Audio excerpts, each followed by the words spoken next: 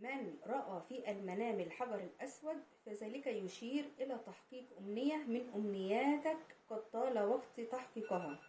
عندك أمنية وطال انتظارها وإن شاء الله خلاص آن الأوان إنها تتحقق.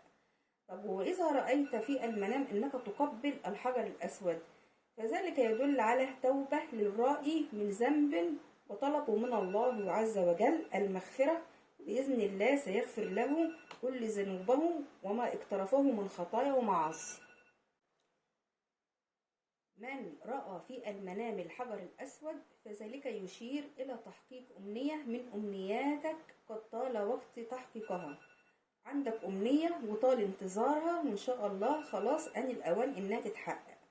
طب وإذا رأيت في المنام إنك تقبل الحجر الأسود فذلك يدل على توبة للرائي من ذنب وطلبوا من الله عز وجل المغفرة، بإذن الله سيغفر له كل ذنوبه وما اقترفه من خطايا ومعاصي.